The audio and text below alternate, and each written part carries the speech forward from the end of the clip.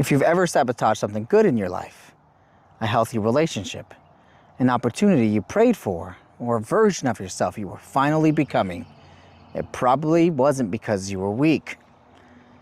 It was because your system couldn't hold it yet. Take a walk with me. There's a truth that I want to lay out for you right here. Your life will always expand or shrink to the size of what you can hold. Not what you want, not what you visualize, not even what you deserve. It's what you can hold. And that's what we're talking about today. We're talking about capacity. People seem to think change is a motivation problem. They think, hey, all I need is more discipline. If only I had more clarity, more confidence, more willpower. Those things matter. They absolutely do. A lot of the time, though, those are surface answers to a deeper issue. Because capacity is not just a mindset problem. It's a system problem. You see, your nervous system has a limit to how much pressure, how much uncertainty, how much responsibility, your emotions, how much visibility, and even joy, how much joy it can tolerate before it tries to restore equilibrium. That's why your system does not stay loyal to your dreams. It stays loyal to what it knows how to survive. So when life starts expanding faster than your system knows how to hold, it pulls you back. Now you can travel down the road and call yourself lazy. You can beat yourself even harder, and you may call yourself broken. But it's neither of those. You're not broken, you're not lazy.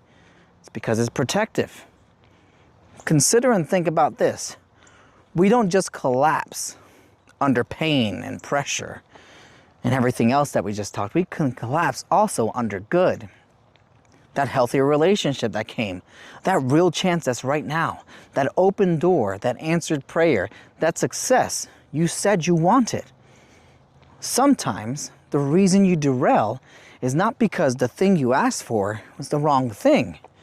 It's because it can exceed what your current system knows how to safely hold. You hit an upper limit, not a moral limit, not a talent limit, a capacity limit. That's why people sabotage healthy love. It's why they fumble opportunities. It's why they finally get what they asked for, and then they panic. Well, because the life that just arrived requires a larger container than the one they've built. And I've lived this loop more than once. I finally get the opportunity I wanted. Or I get the relationship. I get the chance to build something meaningful. You know, the next level. And somehow, I derailed it. I procrastinated and tell myself, no big deal. I'll get it done later. I overreact to a question. Well, maybe you should have done it yourself then. Or I withdraw. I retreat into silence and build a cage that starts to feel safe until the silence itself becomes suffocating. Or I've created conflict. I challenge, I push. What about you? What are you doing? Deflection. What's your version? Maybe your version is, you're not perfect either. Who are you to tell me what to do, who to be, how to act? And from the outside, it looks like self-sabotage. Yeah. But from inside the system, it's protection. Because the life that just appeared requires a larger capacity than the one you have available. And you know, another thing to consider is that most people don't notice this while it's happening. When that opportunity appears, when that relationship comes, when the responsibility is finally yours. And that's when the system panics. Did you choose the wrong life? I don't think so. Your system hasn't learned to hold it yet. Think of your capacity like a container. Right now, maybe it's a cup. But the life you say you want, that might require a bucket. So, what happens when a bucket gets poured into a cup? Well, it spills everywhere. Most people respond by trying to control the flow of the bucket. They try to control the opportunity, control the relationship, control the outcome, control other people, control the timing, control the pressure. But growth does not come from controlling the bucket, whatever that bucket may be. Growth comes from becoming a larger container. And I'll add to this, just one more step further. You don't just want a bigger container. You want a stronger container. Not something that barely survives the pressure.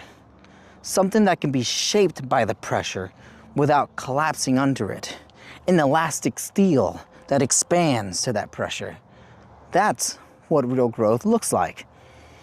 Not necessarily avoiding the weight.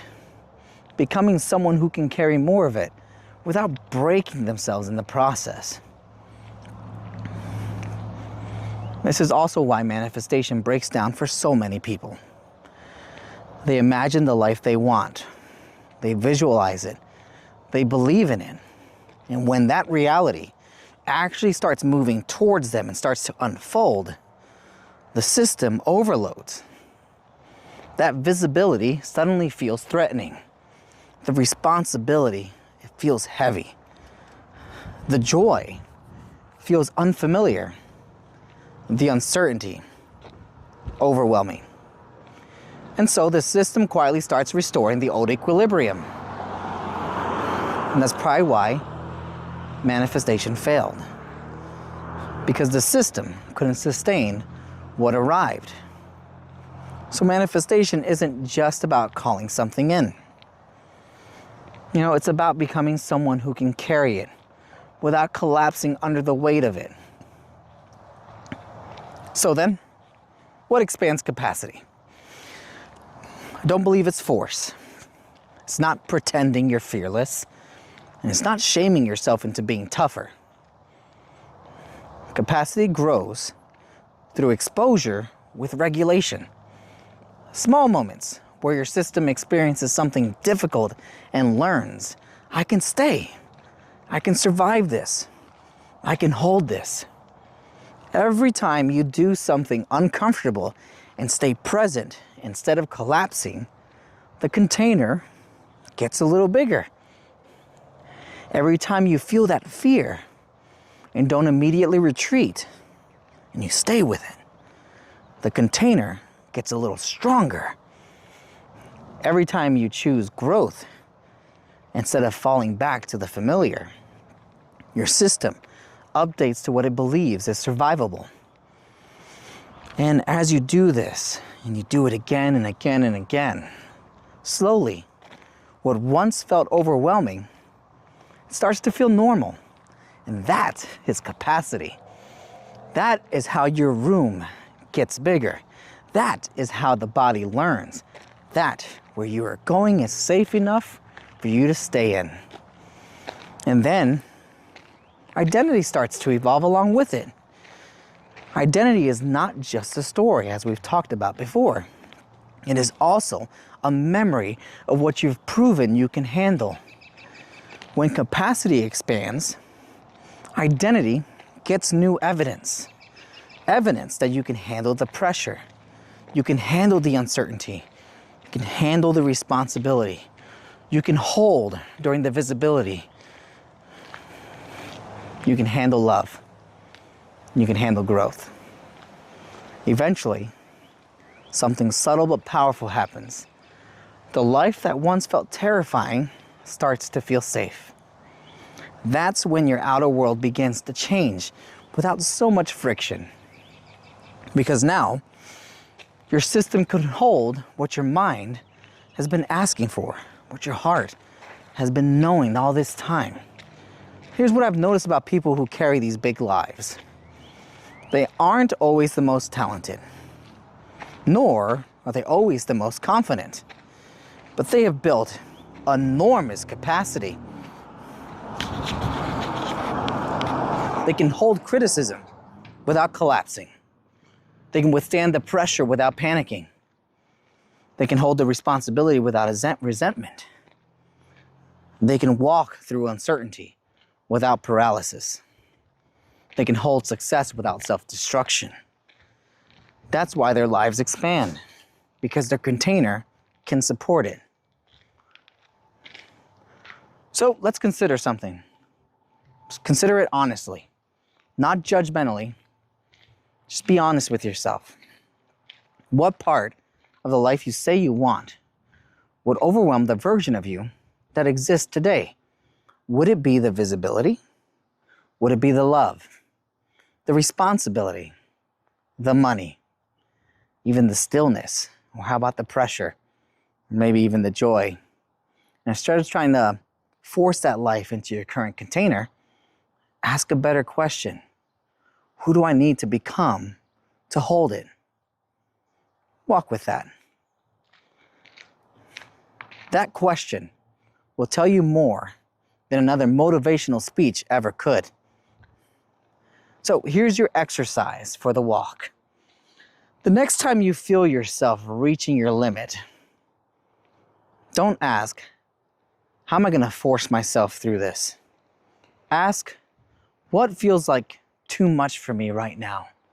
And what would it look like to stay with just 10% more of it? That question matters. Capacity does not grow by overwhelming your system. It grows by teaching your system that it can stay present with a little more than it could before. So when you feel the urge to shut down, control, or disappear, or pick a fight, or retreat, do this. 1, name what feels like too much. Is it the pressure, the visibility, the responsibility, the intimacy, the uncertainty, the happiness? Notice your reaction.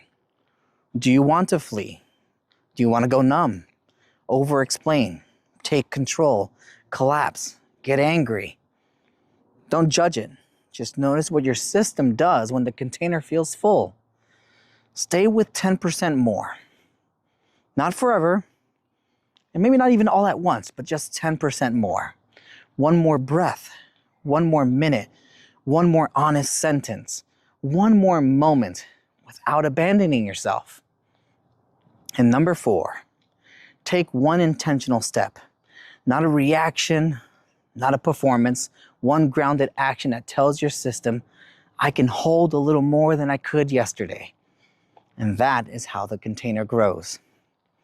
Not through force, through regulated expansion.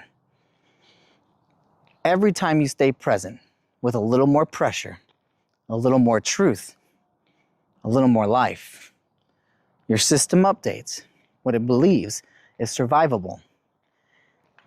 And over time, what once felt overwhelming becomes something you can hold. Instead of trying to force that big life into a small container, ask yourself this: who do I need to become to carry it? Reality does not just respond to what you want. It responds to what you can hold. When your capacity grows, your life eventually has somewhere new to land. If this resonated with you, stay with me. Let's keep walking together. Because you can't walk into your new life until you understand the version of you creating it. My name is Gio, and as always, thank you for the company.